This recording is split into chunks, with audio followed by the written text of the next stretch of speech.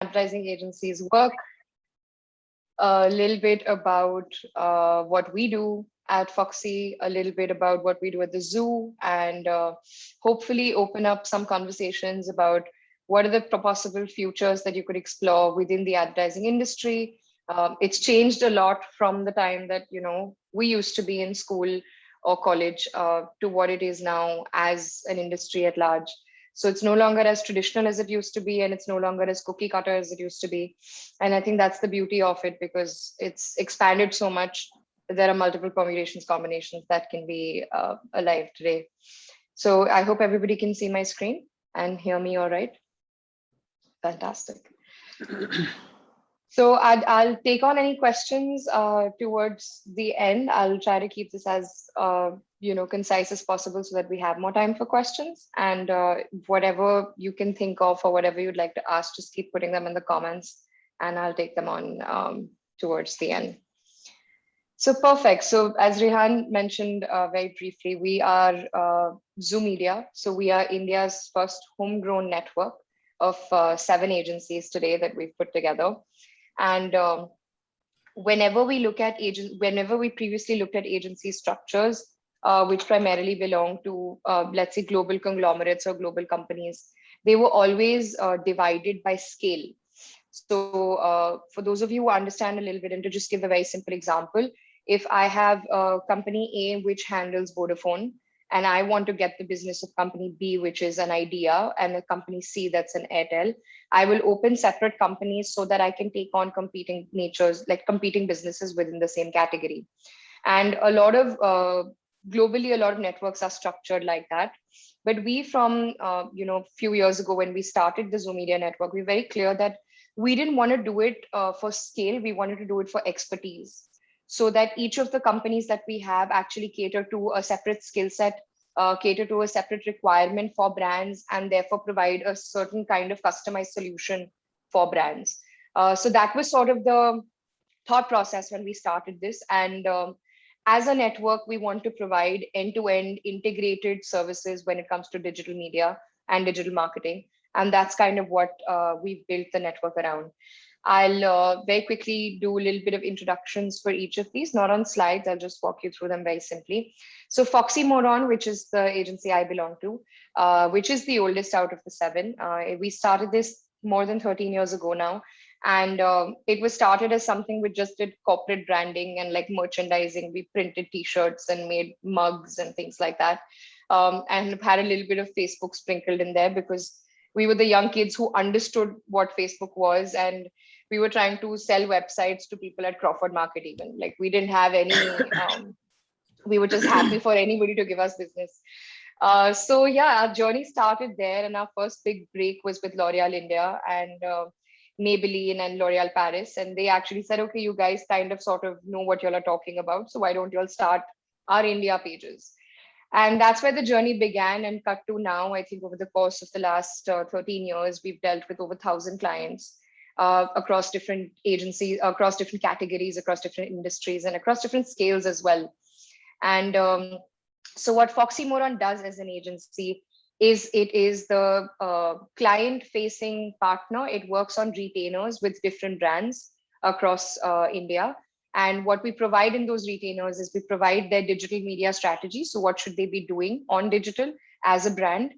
We work on their campaign launches, their product launches. So anything new that they are coming up with into the market, we would create a strategy for launching that on digital. And finally, we work with them to maintain not just their presence. So how do they converse as a brand? What do they communicate as a brand? How do they interact with their customers? How do they process their feedback? How do they showcase their ads? All of those things fall under the purview of Foxy Moron. I'll get into specific functions a little later in the presentation, specifically for Foxy Moron. To move towards the right, this second company that we have is Doin Oink Consulting. And you'll see, of course, all the names have some elements of the zoo. That's how, we created this. But yeah, so Doin Oink. So Doin literally means expert, and oink is the sound that a pig makes. So it's speak. So Doin Oink is expert speak.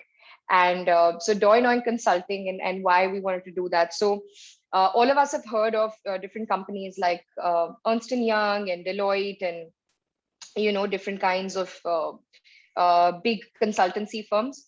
And they have different areas of expertise when it comes to industry, when it comes to research, when it comes to telling businesses how they should be doing or performing, or next steps to be taken, etc. We often found ourselves in the room giving some great ideas and contributing a lot to business when it came to digital, but we never got credit for it. I think one of the things that Rehan was talking about is being a startup before there were even startups, or before startups was such a big buzzword. We often got taken for granted, and yeah, okay, you kids have good ideas, but that's not what this is about. And then when we were in enough room with the big four, we realized that their presentations just look much better than ours. But what they're trying to say, even we know how to, like, we know those answers and we have answers to those questions. So if we need to be treated differently, and we need to package our offering differently, then so be it. But we want to make money. So, for the expertise that we bring to the table. That's how Doinoin Consulting was really born. So we do pretty much the same thing that they do, but for cheaper. And that's our sell in the market. And what a consulting firm essentially does is, when you look at a marketing sort of journey that a brand or a product or service would undertake, there is the go-to-market strategy is almost like a crucial pivotal point in the journey that any company takes. So after go-to-market is when you employ different agencies to sort of execute a lot of things. So I will hire an agency to create a marketing campaign. I'll hire an agency to create photo shoots and to create product shoots, etc. But what a Doinoin Consulting does is helps the company with the go-to-market. So if you have a particular product, how should you price it? Who should you be targeting it to? Which city should you be launching in? Across which platforms should you be launching it? And what should be your unique selling proposition, so on and so forth. So when you look at go-to-market strategy, that's what Doinoink does. What we specialize in, and sort of what we've seen the most interactions happening with, is in the world of today, which is startups. We consult with a lot of startups to go from round A to round B, or we consult with them. We actually occupy the position of a CTO, a chief technology officer, or a chief digital officer for them. And we help them, undertake digital transformation, which will therefore help them benefit with their results and performance, etc. We also work with a lot of Indian-owned businesses. So India is beautiful like that, because we don't just have, the multinational corporations, but we have some beautiful and massive Indian-owned businesses and companies. The Daburs of the world, the Imamis of the world, the DS corporates of the world. These are all huge conglomerates, and which are not just producing in India, but also exporting massively. So they feel always shortchanged when it comes to digital transformation, because it's not their strongest suit. And digital sales also never has been. So again, we work across the network, and also with the help of Doinoink, a lot with Indian-owned businesses to transform their business models and to make them come into the digital age almost across different ways and platforms. Next, we have the B, which is pollen. So of course, pollen is, as bees do, they cross-pollinate and they spread the pollen from one place to another. Pollen is therefore our ode to that, because this is our influencer marketing agency, because influencers help spread the word about whatever it is that we're doing. So when you look at Pollen, Pollen does three things. We do influencer management, so which is typically a brand launches a product. Let's say they've launched a USB drive, or they've launched a new car, for example, and they want different categories of influencers to talk about the car and give their reviews about the car or what they think about it. So they will engage with Pollen in order to create different kinds of strategies and ways to talk about the product in the digital ecosystem. That's what influencer management is. The second part of it is talent and creator management as well. What that entails is, you have a lot of talent today. So you have cricketers, you have celebrities, you have TV show anchors, you have makeup artists, you have all of these different people who today have digital presence. So whether it is their Instagram page, their Facebook pages, all these different kind of pages that they maintain. So we consult with them as celebrities, as creators, as talent, in order to guide them on what their next move should be, what kind of content should they create, what kind of strategy should they have, who are their most engaged audiences, and how are these people talking, etc. So Pollen is essentially in the business of doing these two things, working with brands and working with creators in the digital ecosystem. Next, we have the rabbit hole. So the rabbit hole is, of course, an ode to Alice in Wonderland. And that's what videos for us do. It takes you into another place and transports you almost into something which is very interesting and exciting. So the rabbit hole, therefore, is our production house. So what we do under the rabbit hole is we produce different kinds of films, stills, shoots, editorial content, title marketing, anything and everything that falls under the purview of video content or production-based content is what falls under rabbit hole. So we do everything from short animated films to big TVCs, DVCs, the works. And today, rabbit hole has successfully, it creates all of the content that you see for Netflix, not on the platform, but anything that you see on YouTube or the social media channels on Netflix is all done by the rabbit hole. We've worked on different campaigns and ads such as Pepper Fry, Cadbury, so on and so forth. So like basically any and every kind of film production and content creation is what rabbit hole partakes in. Next, we have Mammoth Studios. So under Mammoth Studios, what we actually do have is long format content creation. And why Mammoth is simply because we were trying to do something which didn't exist, and we were trying to do something that was different from the rest. And we also believe that given our credentials in digital, we were actually in a position to have that wise take on content in general. So what do I mean when I say long format content? Long format content is essentially different kind of web series or movies or documentaries, anything that's long format. So not snackable content, but longer duration or longer gestation period content. So what we do under the Mammoth is we work with different kinds of content creators. So it's almost like a writer's room where we create and curate different scripts across the country. And we then work with different OTT platforms such as a Netflix, an Amazon Prime, an Eros, a Z5, where we tie up these content pieces and actually sell them to OTT platforms, which can then launch them into, for all of us to watch as consumers. So that's what Mammoth primarily does, is creates different IPs and long format content. We also do, for example, we have podcasts, which we do under Mammoth. So we have one podcast called 883 to Infinity, which is following and almost taking a screenshot of the kind of similarities and differences between India and Pakistan. And it's a podcast between one of our co-founders, Suvir, and his really good friend, Umair, who's from Pakistan. They're both ad men, they're both in advertising, and they just enjoy different topics across the board and literally talk about India, Pakistan, and how we're so similar, and how the cultural nuances that exist between the countries are just beautiful and to be celebrated. So under Mammoth, therefore, we create multiple such IPs which talk about these things. Next, we have Noesis Tech. So Noesis Tech is an end-to-end technology solution provider. This is a company which we acquired a few years ago. It's an 11-year-old tech company, and they do everything from microsites to websites to applications to these kind of things, essentially, that you might see. Anything related to technology, inventory management systems, learning systems, literally everything that you can imagine on a technology is something that Noesis Tech does. And lastly, we have Phosphene. So what Phosphene is our consumer facing and consumer tech facing company. What I mean by that is anything that you see on digital platforms today, which is engagement driven.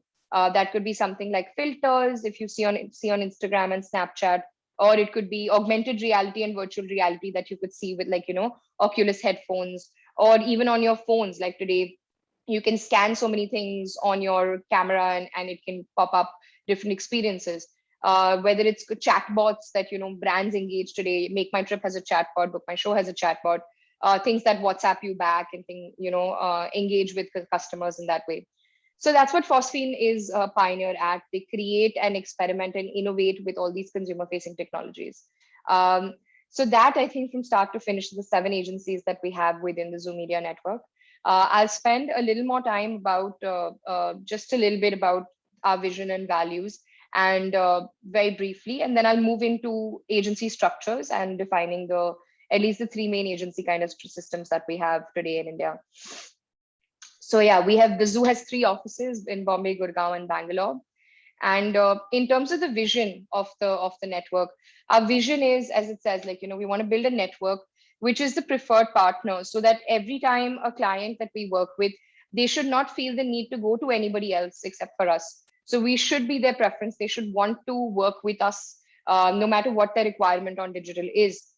We want to work with leading businesses, of course. We want to work with people who are leading the industry, either through expertise, through knowledge, through technology, through market, whichever way, that maximizes their potential. And by how do we do this? By providing impactful business solutions through future-ready products and services. So Foxy's always been known as the creative unit, as the innovative unit, as the agency which is always up, coming up with some fun things and interesting things. And so we have worked really hard over the course of the last decade almost to make these future ready thinkings and thought processes and products into impactful business solutions, because we truly believe in being partners to our clients and not really being just vendors to our clients.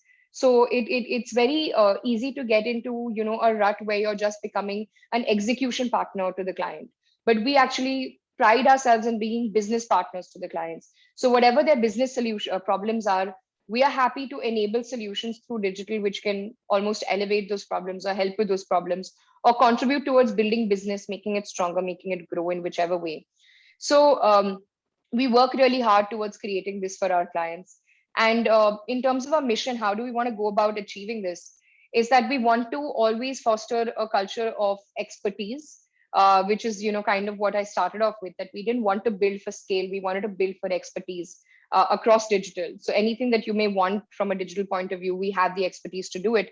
And our sort of core of it is that we holistically put together consulting, content, media, and technology, and tie it all back with data to provide organizations with these great business solutions, and also encourage them and work with partners who demonstrate a lot of thought leadership and ambition, whether within their category or within their country. A quick snapshot of the values that we have. So we obviously have a fun take on it. We call it the Ice Cube, because it's IC and 3 E's.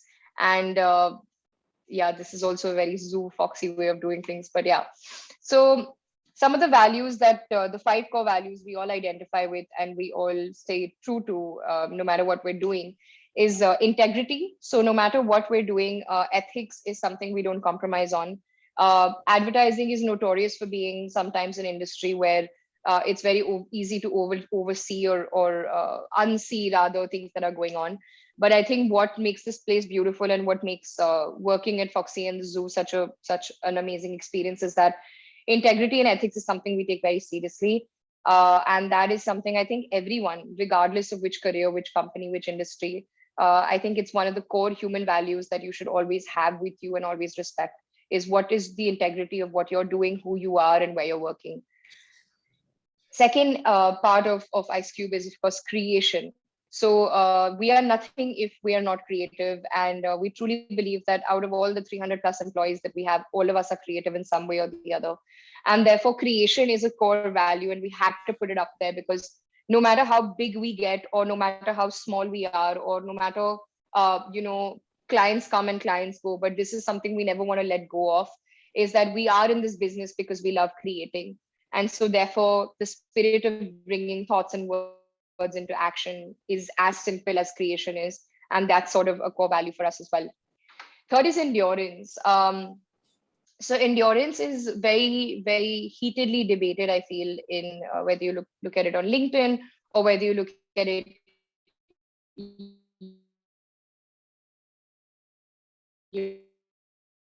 within our industry in general. That is it about I've been doing this for almost 10 years now, and I can say that it's really not about that. It's about making sure that no matter how bad the feedback is, or no matter how tough the brief is or the campaign is, you don't give up. You kind of keep going back to the drawing board and pushing yourself to make sure that you are delivering the best product that there can be, or the best solution, or the most innovative solution that there can be. So it's also, in a big way, is not just about yourself, it's about your team that you're working with. So it's okay if you had a great day, but maybe somebody else didn't, and maybe they can't find it within themselves. to crack a brief or to do something. So you show up for yourself, you show up for your team, you show up for your company, and you kind of keep going and keep pushing. And it's about delivering quality work. It's really not about delivering quantity work, right? So yes, the quantity is large when it comes to digital, but it's almost like if you know what you're doing, things just go faster and things get better. And yes, I have spent many a nights in office. I have spent lots of done 3 a.m. calls and 3 a.m. case studies and things like that. Uh, but I look at it as paying your dues, right? Just the same way as students, we used to study before exams. A lot of us were late night studiers, some of us were early morning studiers. So I think the studying is, you have to do the studies before your exam regardless. What time of day you choose to do it is kind of what depends on you as an individual. So when I look at advertising and I look at endurance, it's almost like initially in the first few years of your career, I would say you do have to pay your dues to the industry, because you have to learn how things work. You have to understand how things come together. Uh, you have to sit next to the designer when he is designing that creative to understand the nuances of how long it takes him and what takes that long. You have to spend those hours sitting with the editor, looking at how he's editing, what is the software like, so that the next time that you're making a film, you're so much smarter, better, wiser. So I don't look at it as a constant thing. I look at it as the cost of learning. Like you have to do these things in order to learn, become better at your craft. So yeah. Um, the penultimate value that we have is striving for excellence. And we truly believe at the zoo that no matter what you're doing, you have to continue to be better, to do more, to become the gold standard, and then continue to push yourself even more. So you can't settle. I think because advertising in general is such a creative field, no matter what you do, you can't just settle for, oh, I have achieved something. The biggest marketeers today still go on pushing themselves, or get into different businesses, or get into different kinds of avenues to keep striving for excellence in some way. And finally, I think our ultimate value is empathy, that no matter what you do, somebody else could be doing something differently for another reason. Somebody else could be having a worse day, somebody else could be having a better day. Whichever way it is, always take a step back to think, to consider, and then choose your words wisely. Whether it's to praise or to chide, whether it is to say something good or bad, feedback is always welcome, but do it nicely. Do it in a way that it is constructive, not to be mean to somebody, or not to just tear someone down. Similarly, whether it's with clients, whether it's with internal stakeholders, no matter who we're working with, I think empathy is something that we constantly have to keep reminding a lot of people, because it's very easy, especially I think in work from home. Like the last 2 years have been extremely challenging, because it's very easy to forget that there are people across the screen, and that they could be going through a lot of things, and so are you. And you kind of have become isolated in your own world, that all the problems are just mine and mine alone. And a lot of people almost forgot that others are also going through problems, and that everyone has tough clients and everyone has a lot of tough work to do.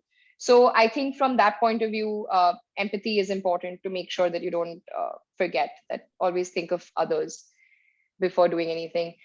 So yeah, just a snapshot of our clients. As I said, we've worked with over 1,000 clients over the course of the last 13, 14 years. And we've pretty much worked across different categories, you name it, and we've done it. So Foxy is, it was started by four guys, four college kids, from some from HR, some from Sydney, and some from Jai Hind. And they basically put this together as a project, and they started having fun with it. And then one thing led to another. I think our first batches of employees were all students from these colleges who were just interning with us. And we kept kind of coming up with new and new campaigns and having fun doing it. So digital was just on a whim, and then it became like an entire beast by itself. And that's how Foxy started. And yes, it's the oxymoron, because we really believe in like being agile, but also being open to being moronic. That's a very important part of who we are, because while we can be foxy and be quick and be enterprising, but it's important to not take yourself so seriously all the time. And also b, if you don't believe that you can falter and learn, and you can mess some things up, then we really don't think that you can make any progress. So a lot of times you have to unlearn and know that you don't know everything, and then move on to the next thing, and explore different avenues of it. And yeah, these are the categories essentially that we've worked on over the years, right from aviation to beauty to television entertainment, government CSR. So we've worked right from like a GoAir to L'Oreal, as I mentioned, to Make in India, to the Z Network, the Star Network, the Sony Network, to all the big FFCG giants out there, sports age like sports teams. We've handled Kerala Blasters, FC Goa, like across ISL, IPL, badminton, everything. So yeah, that's I think more than enough about us. So now, if we look at what exactly do agencies do, right? Because that's what I'm here to discuss. Um, so it's not very complicated. I think this was the best representation that I could find in terms which just encapsulates objective wise what do agencies do. And this could be offline, online, any kind of agency. I think these are broad strokes, the objectives that we sort of get for any kind of campaign. So first and foremost is, of course, communication is used widely to increase brand and product awareness. That is pretty much generally the number one objective that we get, whether it's for a new product launch, a new company launch, or a new service launch. The second one is standing out from the competition. So there are a lot of categories that exist where, let's say, if we compare, for instance, phones, the only way that you almost capture the imagination of the consumer is by telling them how they're different or how you're better from the competition. Similarly, when it comes to, let's say, cooking foods, there aren't usually a lot of differences between oil A and oil B. Cooking oil one, which is sunflower oil, and cooking oil two, which is also sunflower oil, they have the same kind of product, but the branding is different, or the kind of packaging of it is different, and therefore communication or advertising is driven towards standing out from the competition. Third is attracting potential customers, attracting current potential customers. What that means is that you could be talking to one set of audiences, which are your current customers, but the role of advertising and communication is also many a times to find potentially newer audiences for the same products, whether those can be in across different cohorts or across different SECs or across different geographies. So very often you may start off with one kind of customer who is your current customer, but there are a lot of potential customers that customer bases that you can explore as well. Fourth objective, sorry, is educating your business customers. Advertising also does a great job when it comes to targeting B2B, so business to business customers. What I mean by that is, if you're suppose like McCain, if we all know, so McCain fries are the same fries that we eat in McDonald's. So McDonald's is actually a customer of McCain. So while this is not a real life objective, but I would just say that hypothetically McCain wasn't a well-known global brand, but it was providing this to different business partners. And we also use digital, or we use advertising to create campaigns and communications which reach out or tell McDonald's about, hey, there are these products that we have, which can be great in your portfolio. And so why don't you use us? Fifth, of course, with the advent of digital, I think this is the biggest uptake that you've seen in terms of an objective, is increasing sales volumes and ROI. So what is ROI? Is return on investment. So this is a huge objective generally in terms because of the advent of digital sales, and especially after the pandemic, because majority of India is now buying stuff online. So how do you use communication to increase the absolute sale volumes, and also optimize how much you're getting in terms of return on investment that you're doing? Second to last, we have improving brand image. This is a lot to do with, whether it's crisis management or PR management, or just something that goes awry during any of your products, or some consumer finds something and files a complaint. Recently, I believe like a few months ago, we had seen honey as a category being challenged a lot, because there were a lot of publications and testers, etc., which were testing out different brands of honey and then publishing their reports about how the honey is impure. So in those such cases, you use communication in whichever way, whether it's through influencers, through TVCs, DVCs, whatever it is, to improve your brand's image, because it takes a hit due to some reason, and then you want to either safeguard it, protect it, or improve it, enhance it. Of course, a classic case study in this is Cadbury's, and when the worms happen, and then they got Amitabh Bachchan. So yeah, the scale of it, of course, would determine how much action you take, but improving brand image is definitely what communication is used for. And finally, supporting other business operations. So this is the miscellaneous, because beyond these 6 objectives, of course, advertising and communication can do a lot more, whether it is, say, internal corporate communications, or HR communications, or helping companies get better employees, so on and so forth. So there are multiple avenues there.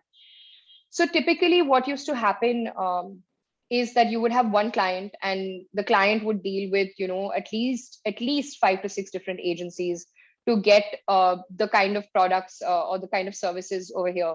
And this is where, we had a lot of agencies which were doing the same thing, but at different price points, doing the same things, but with different clients. And clients' lives essentially became hell because there was so many different POCs, points of contact that they had to deal with, and coordinating between each of them so that the messaging ties in together became a nightmare.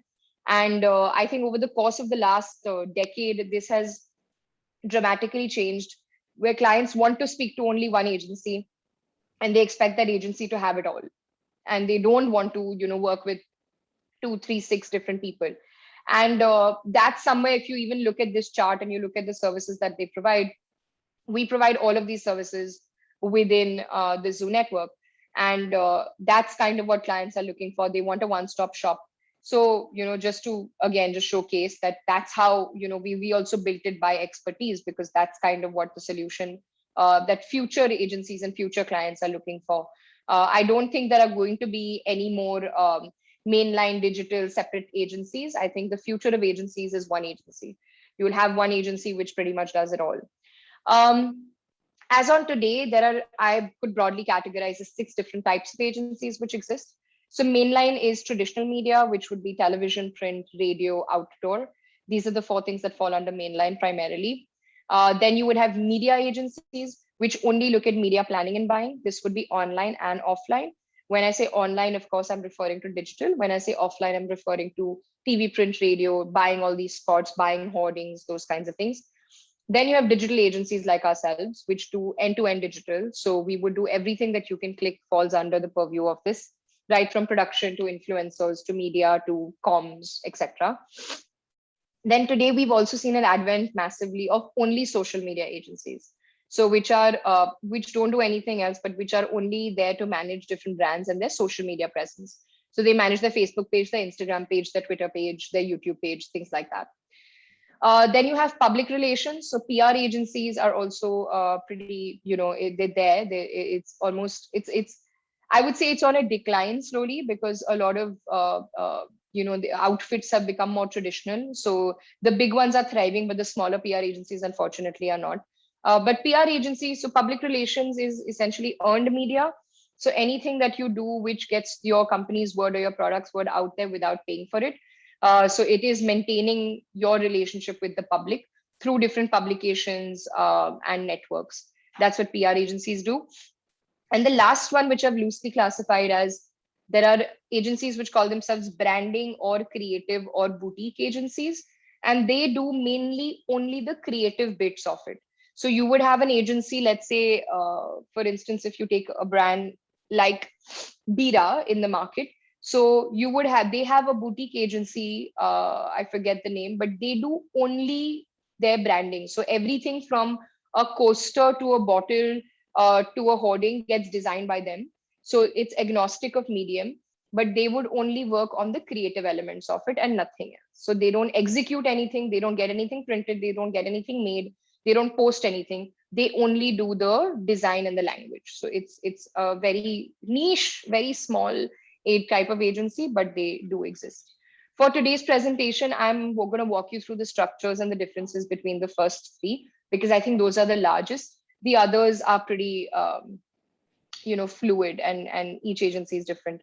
So when you look at a mainline ad agency, it has broadly 4 departments. Of course, I'm not covering administration, finance, legal, etc. Those are, I think those are corporate departments which exist across. So when you look at a mainline comms agency and you look at the 4, so first is client servicing.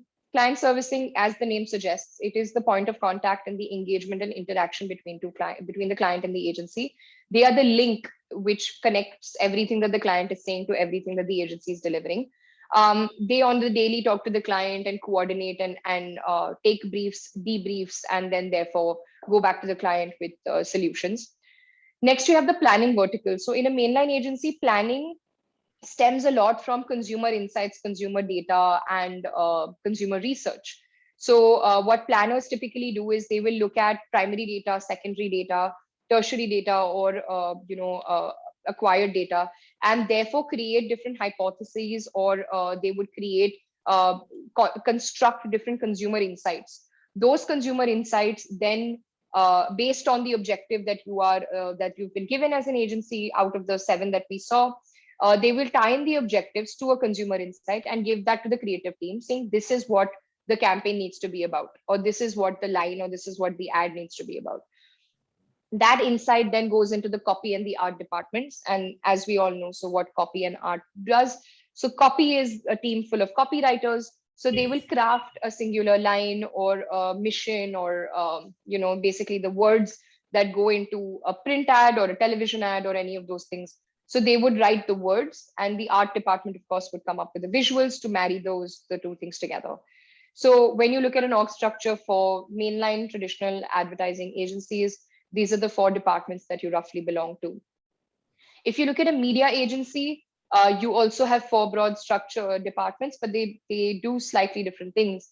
So when you have a business, the business team typically is the one which interacts with the client, but they are responsible for engaging with the client, understanding briefs better, and also mining further opportunities. So if you're working with one brand in the network, can you work with multiple brands in the network? If you're working for one product launch, can you work for multiple product launches? If you're looking at an annual strategy, can you work on, how can the business team sort of help you and tie those numbers back? Very different from the planning team in a mainline agency. In a media agency, planning literally refers to media planning.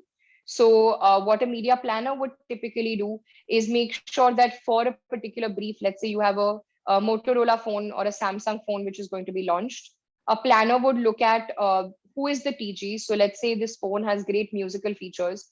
So a planner would look at all the different ad inventories that exist, where or which are most likely to be heard by or seen by or used by this TG, which is between the ages of 18 to 24, is really into music and is looking to buy a new phone.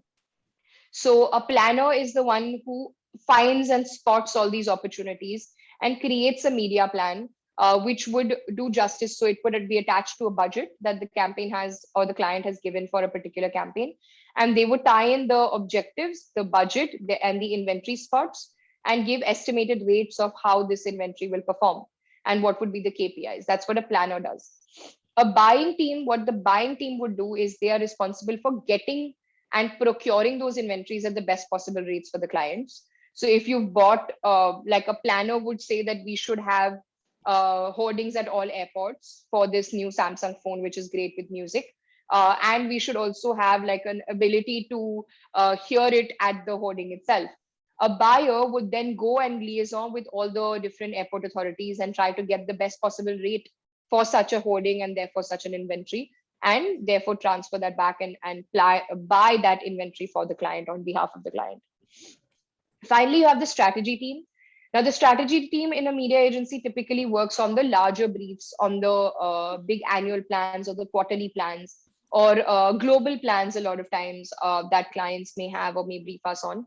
And their job is to decide the strategic overview for which direction should communication be heading for a particular brand. And also, what strategy teams in bigger global conglomerates do is that they also decide the vision and the products for the agency in the future. So let's say you have Group M, and Group M strategy team will come up with what should be the products and what should be the strategy for Group M as a whole to approach India as a market. So that's also something that the strategy team does. Finally, coming to a digital agency like ours, as you can see, we have many more boxes because that's how digital is. It's a lot. Starting with account management. So what account management does is typically it is the centrifugal or the central team in the agency network and in the setup, which enables whatever the briefs that are coming in, it enables us to use all of the different verticals that we have within the system to their best possible use. So it will loop in and liaison with all the internal teams to make sure that the client brief is absorbed correctly and delivered on correctly. they are also the people who are the custodians of the business of the client. So they will make sure that, the what the client is asking for from a business point of view is also met, whether it's in terms of costings or deliveries or KPIs or whatever. Next, we have the copy and the art teams. It's very similar to what I explained before in mainline. The copy team is responsible for all the words, and the art team is responsible for all the visuals that are created. We have the media team. So the media team here includes the media planning and buying team, which would essentially look at all digital media ad spots and inventories, and therefore provide solutions to those clients. Then you have an SEO team. So SEO is search engine optimization, which is what happens on Google. So if you go into a Google search engine and you would type out something, so you would see, the results that come in. So search engine optimization is a way to actually make sure that your website or your results come in on top, above everyone else's. And that's what SEO, search engine optimization, stands for. So without paying for it. So it's like optimizing your website and your URL to make sure it comes on top. And finally, you have ORM and SL. So that's online reputation management and social listening. That's a separate department by itself, and it's very, very important in the day and age that we live in, which is digital. So what social listening enables you to do is, you can actually, using tools, you can see and interact with wherever your brand or your keywords or any such things are mentioned across the internet. You would be able to see those things and track them in a tool, and therefore be able to respond to them as well. And ORM, which is online reputation management, is therefore the service that we provide in order to do that.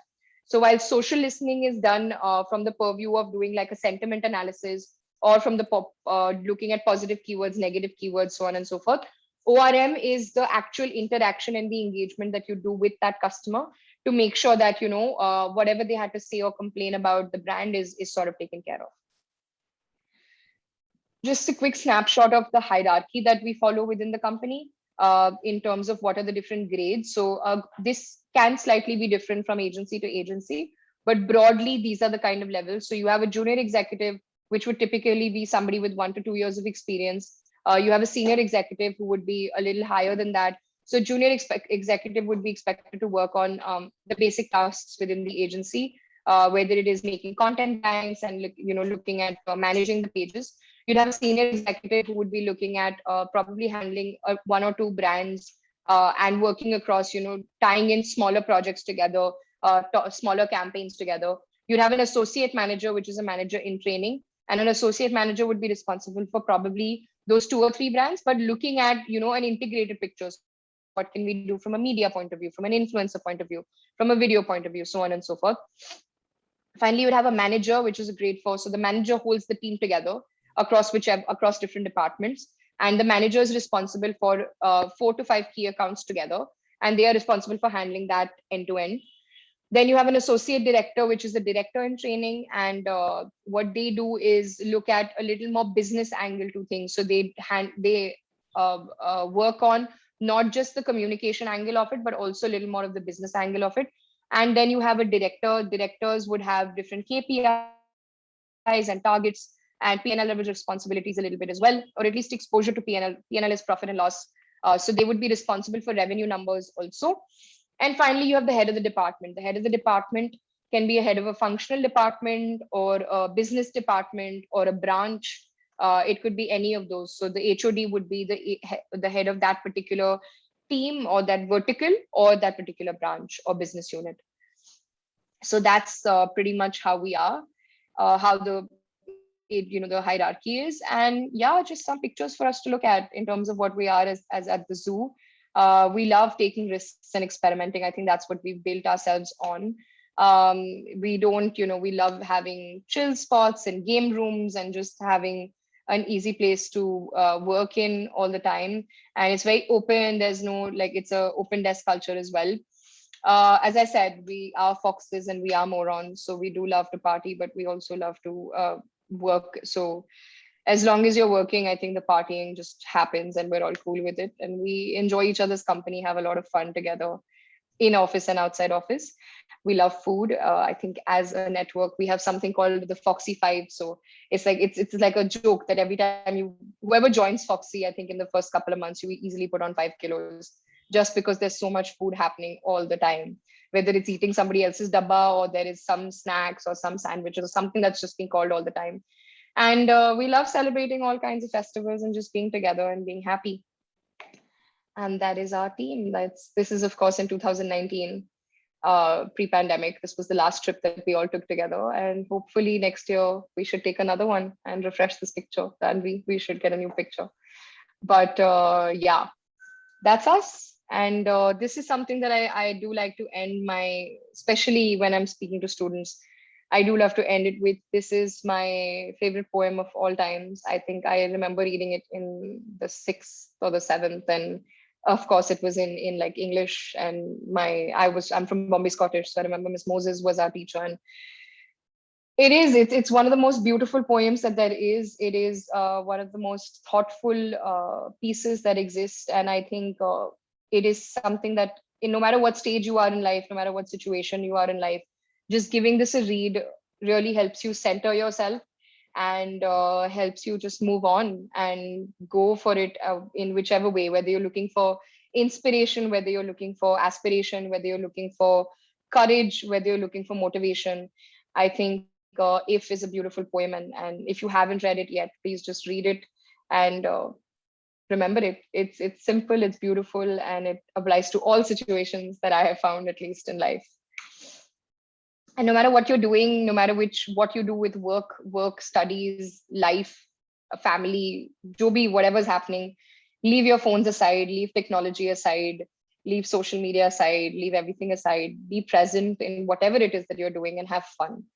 Life is nothing. We work too hard to not enjoy it. So just make sure you keep reminding yourself to be present in the moment and have fun. So that's it. Thank you.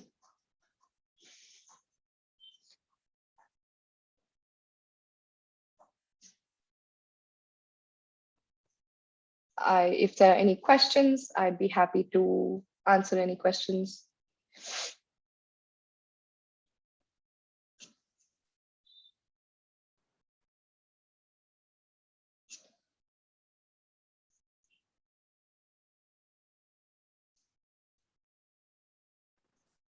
Any questions, kids?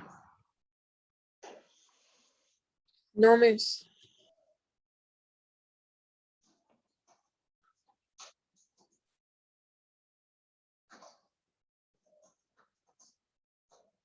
Can you, okay, then I have a question. Can you, relate a particular experience that you have, which with a particular brand that, I mean, was with you all the time? Maybe it was a problem, or maybe it was a eureka moment or something like that, that you just remember about, a particular brand or particular marketing campaign that you did, which you really all the time remember? There, there are lots, and for like lots of different reasons as well, actually. I think one of the things which was probably from my point of view of working on, I had my first 3 years that I did in Foxy, I was focusing a lot on beauty, because my category, the accounts I had, there was L'Oreal Paris, and there was Garnier, and there was FC UK, Lancome, Armani, very luxury sort of beauty brands. And as a girl, like, I was never into makeup at all, so I spent my entire adult life till probably 24. I think I did my eyebrows at 22. Like, I was that averse to everything, and I was like a kajal and chapstick kind of girl all through college. So for me to kind of be that uncomfortable and be in L'Oreal was like a big thing. So I think every campaign was very overwhelming, because I was like, why do we need these things? So as a marketeer, you don't always have to be the consumer of what you're selling, but you need to understand why people want that. And if I had to just express like one thing that I remember in a very big way, and which we did differently for the client at the time. So it was L'Oreal Paris, and they were launching a range of red lipsticks, and there were 7 shades of red. and it was called Pure Reds. Why that was big and important is because red lipstick is very taboo in India. It always has been, and this I'm talking about was like 7-8 years ago. So it was really a long time ago, before digital was even this big. And we had 7 shades of red, and we were just looking at the client, and we were like, one shade doesn't sell. What do you want us to do with 7? How do you want us to make this into, like, what do we do with it? So I remember that we kind of just went back to the client and said, if you really want this to work in this country, you have to let go of the Aishwarya Rai, Sonam Kapoor, DVC, TVC kind of a mentality for this campaign. And we need to break it down in a way that is easily consumable for women in India, and which actually embraces or gets them to embrace the red. And that red is not really bad, but red is about fashion. So we had this entire campaign, which was about like rouge, like just going and embracing the red. And we kept it very simple. We looked at the consumer insight, which was women may buy red lipstick, but they don't know what color clothes to pair them with, because you don't want to look like Santa Claus and just wear red and red and red. And at the same time, if you're wearing a yellow, can a red be? How will it look? It looks so bold and loud and all of that. So that's one concern that women have. And the second concern is that, red is not for my skin tone. Sirf gore logo ko acha lagta hai. Like, it's only for fair people. Red looks good on foreigners, and so it's only for fair people. So we took those 2 consumer insights of fashion stories, which was the colors and skin colors.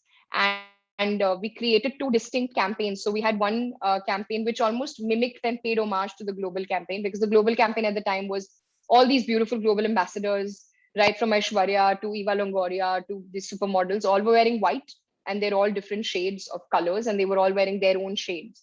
So they had 7 ambassadors. So we said we'll take it a level further, and we'll get different beauty bloggers across the spectrum of skin color, and we'll help them identify their own shade of red.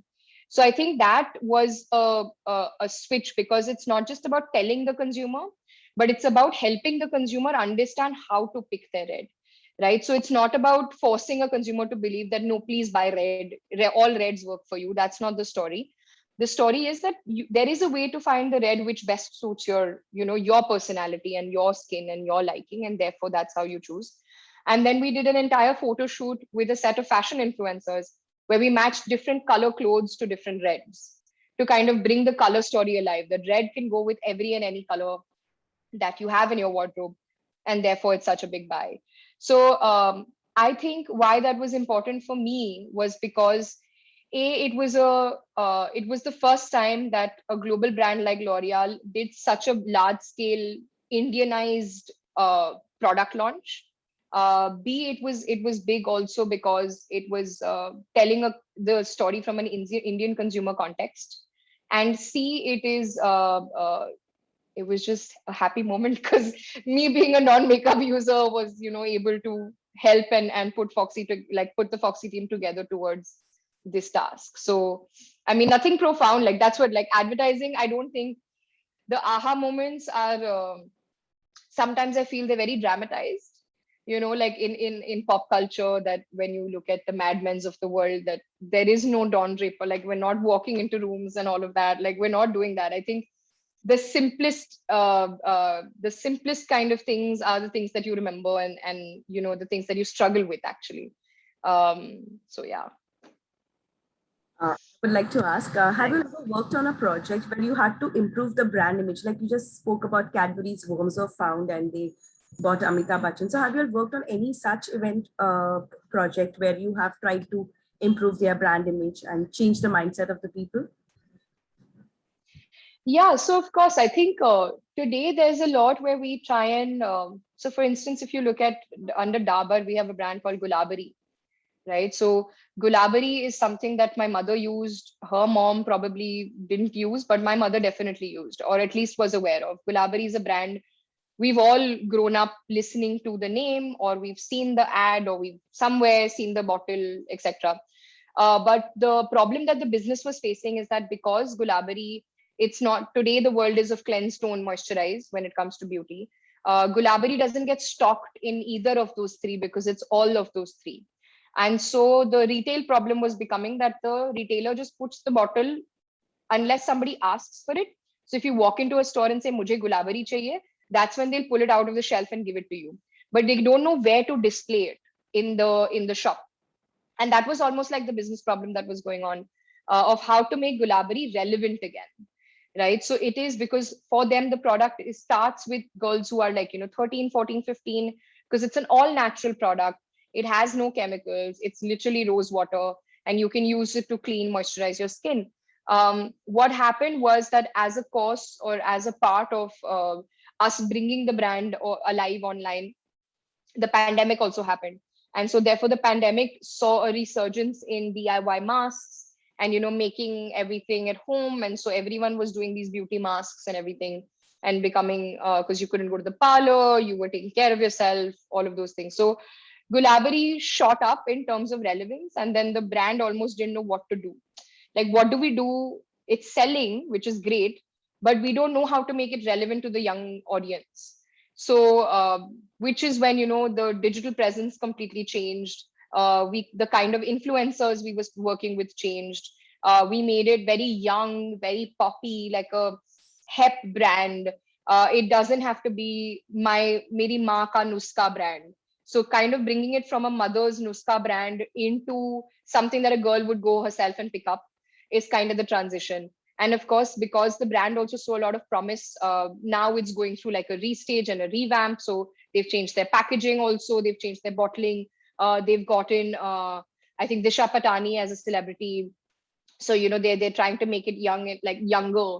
But yeah, in the most recent times that I can remember, it's literally taking a bottle you've seen at the back of a shelf catching dust always throughout your life, and using digital and using just content pieces to make it fresh and to make it appealing and to make it fun and lively again.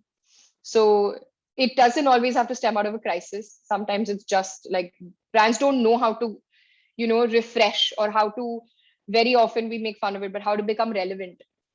How do brands become relevant in the minds of the new Gen Z?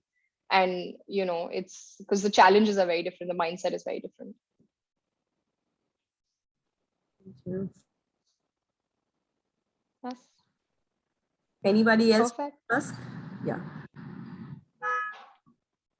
Nalin, Anmol, Rishay, Vatsal. Anyone wants to ask any question? Okay. That's cool. If there's anybody later on, if you'll feel like asking questions, y'all can always just email us and we'd be happy to